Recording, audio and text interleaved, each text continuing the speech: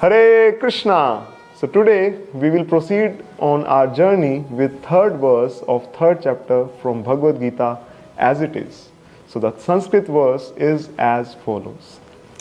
Shri Bhagavan Uvacha Loke asmin dvividha nishtha Pura prokta maya nagha Jnana Yogena Sankhyanam Karma Yogena Yoginam. The English translation is as follows. The Supreme Personality of Godhead said, O sinless Arjun, I have already explained that there are two classes of men who try to realize the self. Some are inclined to understand it by empirical philosophical speculation and others by devotional service. In this world, which is referred to here as Loke Asmin, there exist two kinds of faith represented by the term Dvividha Nishtha. These two types of faith are previously explained by Krishna in chapter number 2. They are Jnana Yogena Sankhyanam and Karma Yogena Yoginam. Now what determines that at which level one is situated? It all depends on one's consciousness and qualification. If a person possesses a sufficient level of detachment, they can practice Jnana Yoga, and those with the appropriate detachment for Karma Yoga can engage in the practice of Jnana Yoga. So now let us understand a very interesting thing, that why the author of Bhagavad Gita as it is, A.C. Bhaktivedanta Swami Srila Prabhupada, translates everything in terms of bhakti or devotion. For example, in this very verse, Krishna says, Karma Yogena Yoginam, which is translated by Prabhupada as by devotional service. Karma Yoga is not devotional service. So why does Prabhupada translate it as such? This is very interesting to understand. Prabhupada is presenting the Bhagavad Gita according to its conclusive understanding and the context.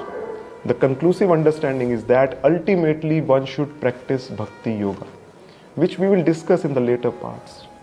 In short, the Bhagavad Gita follows its own flow but concludes in the 18th chapter, 66th verse, which says, Sarva dharmana paritajya mam ekam sharanam vraja, where Krishna is telling Arjuna to abandon all other forms of dharma and surrender solely to him. This statement is mam ekam sharanam vraja. So Krishna is giving this as an emphatic, insistent conclusion of the Bhagavad Gita. Surrender unto me, and surrender is essentially an act of bhakti. Sharanagati is a part of bhakti. And this verse is preceded by Manmana Bhavamad Bhakto, another verse which concludes in bhakti. So the conclusion of Bhagavad Gita is bhakti. Not only that, but we also see what Arjuna does after hearing Bhagavad Gita. Arjuna lived as a devotee of Krishna from Mahabharata and even after hearing the Bhagavad Gita. In that sense, Arjuna did not go and practice Jnana Yoga, and he didn't meditate on some impersonal or unborn aspect within Krishna.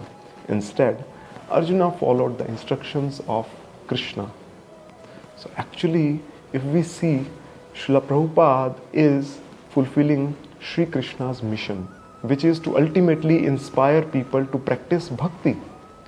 We will see this in the systematic flow of Bhagavad Gita. Before Krishna goes into the detailed intricacies of the subject, he ensures that readers get a crystal clear understanding throughout the Gita. And also Prabhupada is ensuring that the essential message of Gita is accessible.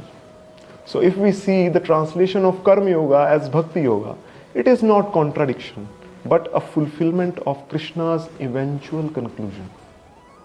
So we will discuss the fourth verse of this chapter in the next episode. Till then, Hare Krishna.